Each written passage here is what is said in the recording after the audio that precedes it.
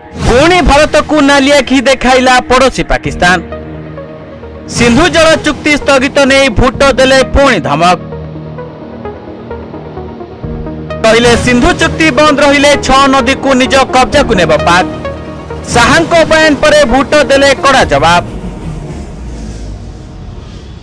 भारत पाकिस्तान मध्य युद्ध विरति घोषणा पर निकटरे सिंधु नदी जल चुक्ति को स्थायी रूपे बंद करने नहीं बयान देथिले गृहमंत्री अमित शाह, जार जवाब एवं पाकिस्तान पूर्वतन वैदेशिक मंत्री बिलावल भुट्टो देइछंती एवं पुणी थरे युद्ध नहीं भारत विरोध में विष ओगाळिछंती और कहिछंती जदि भारत सिंधु जल चुक्तिनामा ग्रहण करने को मना करे तेबे पाकिस्तान 6टी नदीर पानी निज कब्जा को नेब। पाकिस्तान निज देशर लोकंक पई से सब नदी उपरे कब्जा करिवो। एहा व्यतीत पाकिस्तान भारत को युद्धर धमक देइछि। बिलावाला भुट्टो कहिसंती पाकिस्तान युद्धर पछकु हटिबो नाही।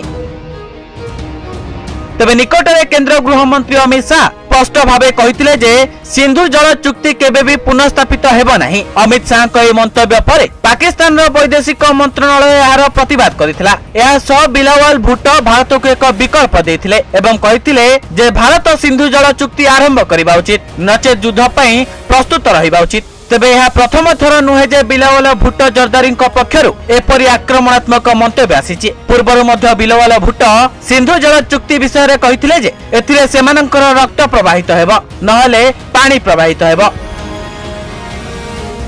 एवं भारत जातिसंघ रे पाकिस्तान को उचित जवाब देइथिला एवं कहिथिला पानी एवं रक्त एकाठी प्रवाहित होई परिबो नाही। तेबे सिंधु जल चुक्तिनामा भंग करिबा पई भारत पाकिस्तान को दायी करिथिला। तेबे बिलावला भुट्टो जरदारी एही मंतव्य पर एपरि एक समय आसीछि जेतेबेले पुणी थरे सिंधु जल चुक्तिनामा को नहीं भारत पाकिस्तान मध्यरे उत्तेजना सृष्टि होईछि। भारत गत किछि वर्ष मध्यरे एही चुक्तिनामा उपरे पुनर्विचार करिबाकू सूचित करिछि। गृह मंत्री अमित शाह मंतव्य उपरे पाकिस्तान क्रोधित होइथिला। यापरे पाकिस्तान वैदेशिक मंत्रालय एक विवृत्ति जारी करी गृह मंत्री मंतव्य को कड़ा समालोचना करिथिला। तबे अमित शाह को भुट्टों सीधा सीधा धमक पर एबे देखिबाकू बाकी रहिला भारत एहार प्रति उत्तर रे कोन जवाब देउछि। Bureau report news 95 Odia.